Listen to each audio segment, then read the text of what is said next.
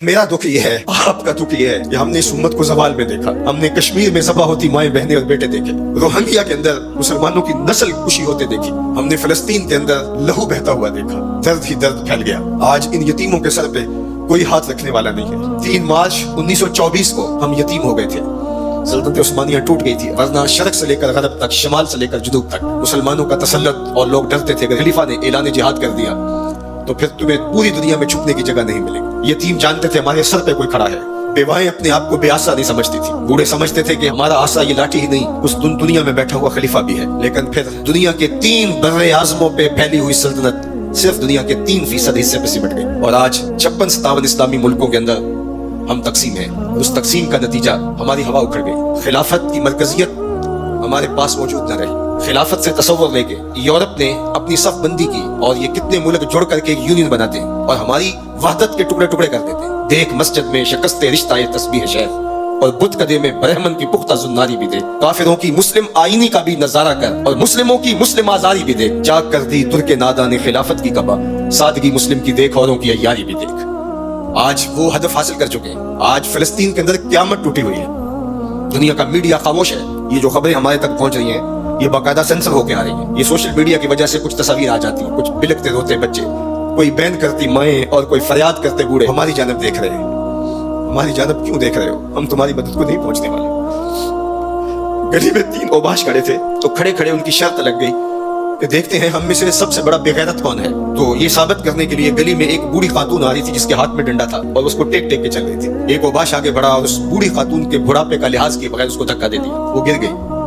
बहुत बड़ी बेगैरती का उसने सबूत फराहम कर दिया। लेकिन दूसरा आगे बढ़ा और उसने उस गिरी हुई बूढ़ी खातून के ऊपर डंडे बरसाने शुरू कर दिए। अब तीसरे की बारी थी, लेकिन वो साकित खड़ा था, और वो बूढ़ी खातून थोड़ा सा संभली और उस नौजवान को कहती है, तू सबसे बड़ा बेगैरत है। तो उन 2 नौजवानों ने पूछा कि कारनामे तो हमने सर अंजाम दिए, और सबसे बड़े बेगैरत की डिग्री तुम ले गए हो, और ये भी तुम्हें कह रही है। कहा तुम नहीं जानते ये खातून मेरी माँ लगती है। आज इसराइल ने उनको मारा। बरतानिया का वजीर आजम जंगी जहाज के ऊपर बैठ के उन गिरे हुए मफलूकुल हाल लोगों पर बम बरसाने के लिए खुद पहुंचा। लेकिन वो कह रहे उम्मत मुस्लिमा तुम बेगैरत हो, हम तुम्हारी माएं लगती हैं, हम तुम्हारी बहनें लगती हैं।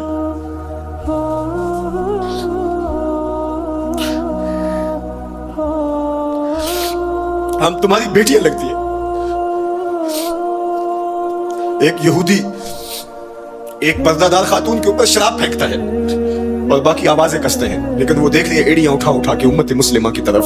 तुम्हारी मदद को मेरी बहनों को ही पहुंचने वाला नहीं है। ये 56-57 इस्लामी मुल्कों की फौजें करतब दिखाने के लिए हैं।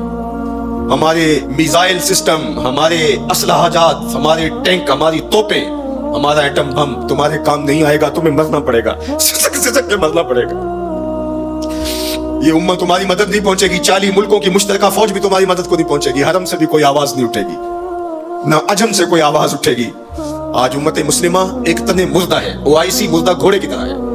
बैतुल मकदस के एक कोने को आग लगी थी तो ये OIC बनी थी, और आज पूरे फलस्तीन को आग ने अपनी लपेट में ले लिया है। वहां यतीम ही यतीम फरियादें कर रहे हैं, वहां बेवाओं की सिसकियां हैं। हम इस हालत को क्यों पहुंचे? इसलिए कि हमने कुरान को छोड़ दिया। ना हमारी अदालत में कुरान है, ना हमारी मुआशरत में कुरान है, ना हमारी मईशत में कुरान है, ना हमारे मुकन्नना में कुरान है।